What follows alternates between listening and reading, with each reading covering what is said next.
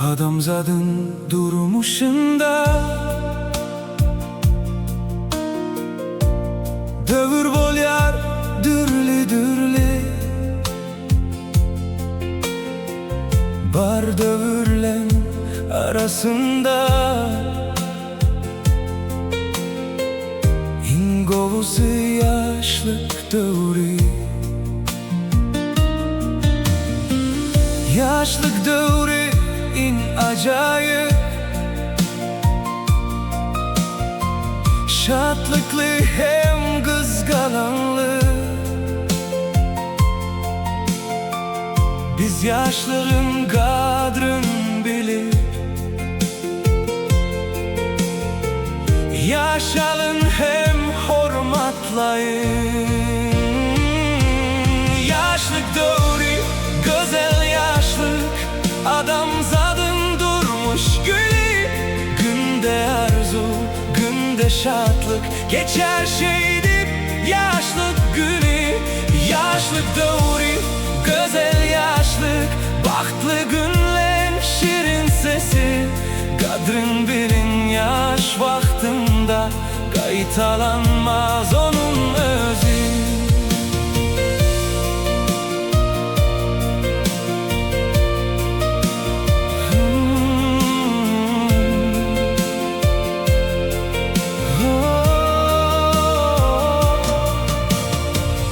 Soradım en bir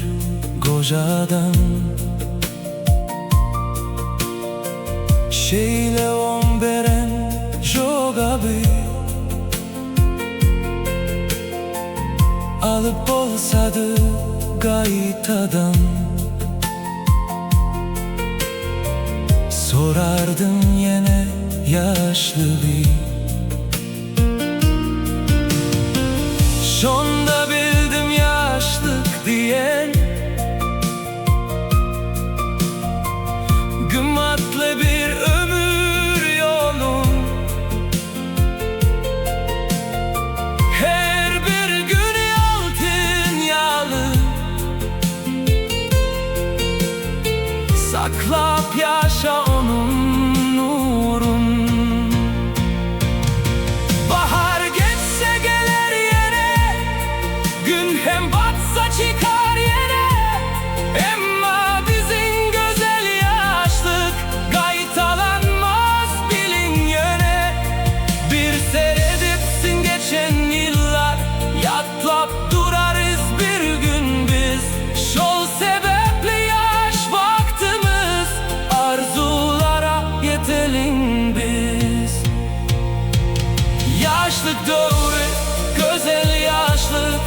adamzadın durmuş gülü günde arzu günde şatlık geçer şeydip yaşlık günü yaşlık doğru güzel yaşlık bahtlı günlen şirin sesi kadrın bilin yaş vaktinde gaytalanmaz onun özü bahar geçse gelir yine gün hem batsa çıkar yine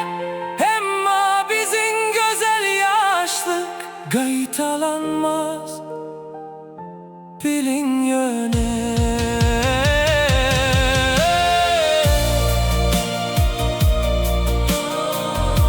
güzel yaşlık